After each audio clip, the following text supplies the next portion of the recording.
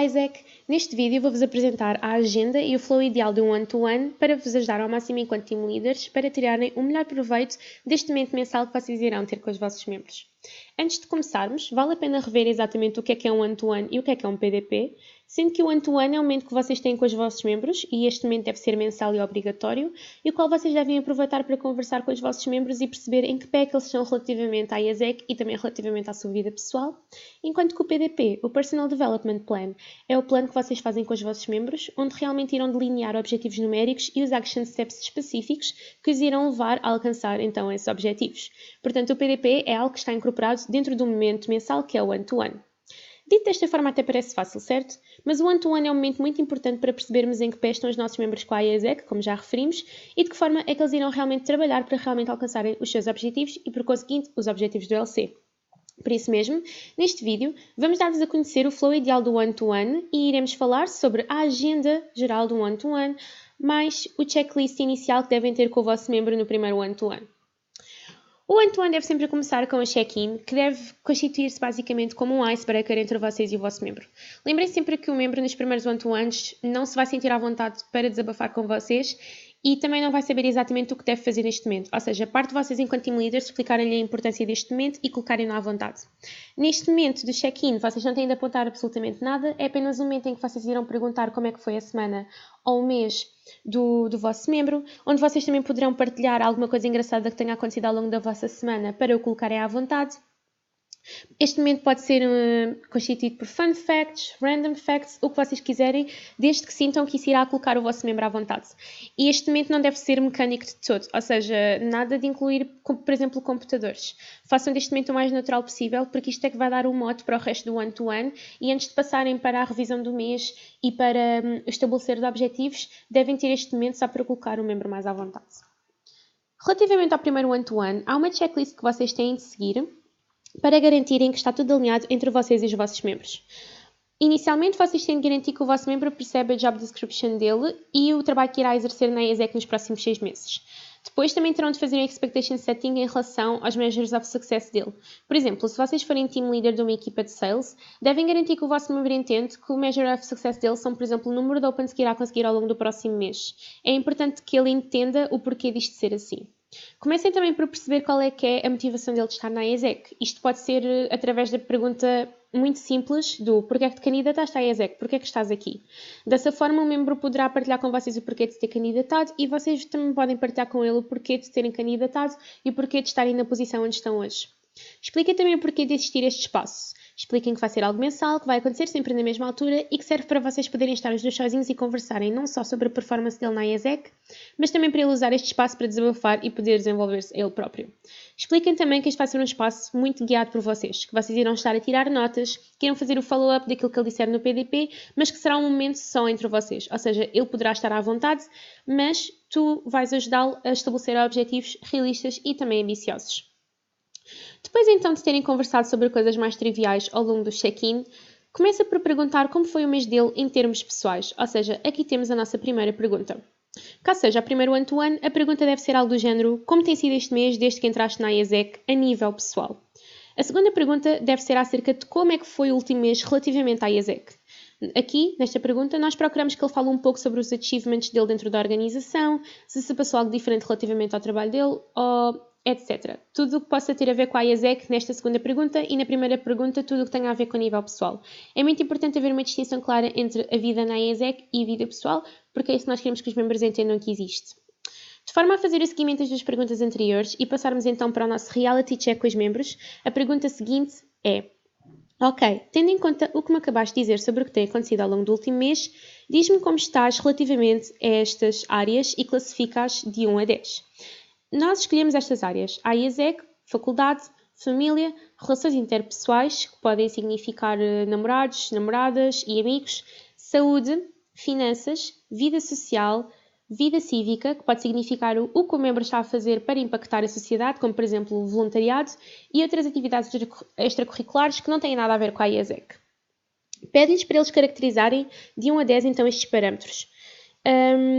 E desta forma, poderíamos então começar a conversar com o membro sobre cada um destes parâmetros e sobre a classificação que ele realmente lhes deu. O membro tem de explicar o porquê da classificação dele. Se for necessário, podes dar-lhe um papel e uma caneta de forma a ser mais fácil para ele. Agora, terás de pedir ao teu membro para que, de acordo com a cotação que ele atribuiu a cada um destes parâmetros, ele escolha os 3 parâmetros onde se irá focar mais no próximo mês, ou seja, aqueles que terão a cotação mais crítica. Ou seja, esta será então a segunda pergunta. Aqui, nestas perguntas, é muito importante vocês estarem atentos aos fatores em que a pessoa está melhor ou pior e de que forma é que isso está relacionado com a IASEC. Por exemplo, se um membro vosso classificou 2 em relações interpessoais e 10 em IASEC, tentem compreender se ele está a colocar a IASEC acima deste parâmetro e tentem estabelecer com ele que deve fazer um bom balanço entre a vida pessoal e o trabalho que está a realizar na IASEC. O mesmo acontece se um membro cotar em 3 o trabalho dele na IASEC, mas tiver um 8 na faculdade.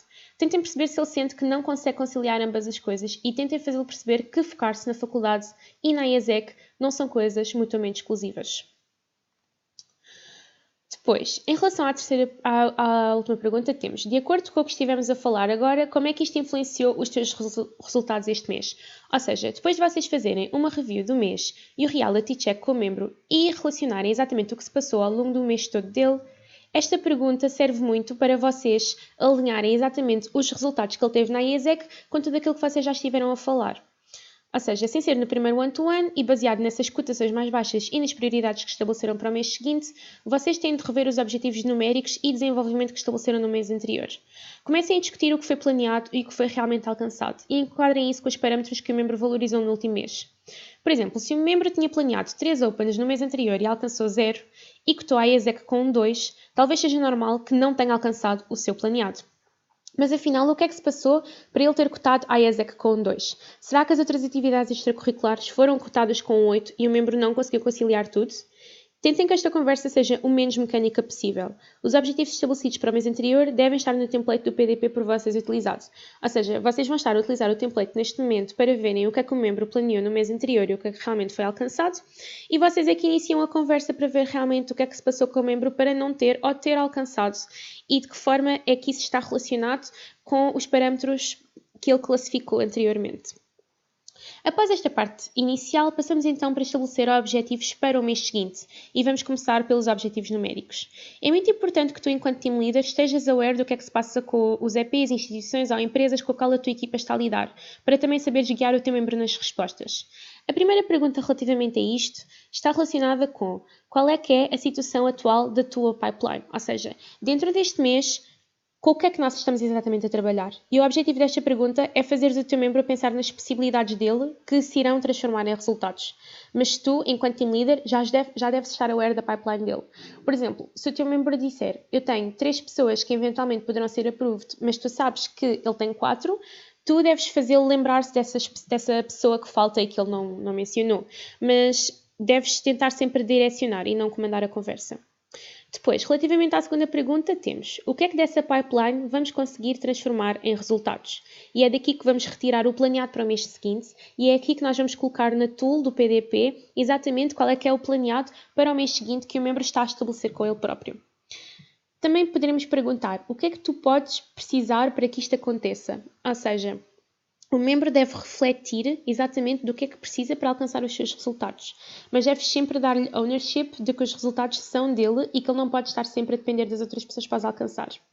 Neste momento também é muito importante fazermos um reminder ao membro de como o planeado dele irá contribuir para o planeado da tua equipa no geral e como é que irá também contribuir para o resultado geral para o LC. E desta forma estamos a dar-lhe importância e ownership daquilo que ele realmente está a fazer e daquilo que ele está a planear para o crescimento do vosso LC.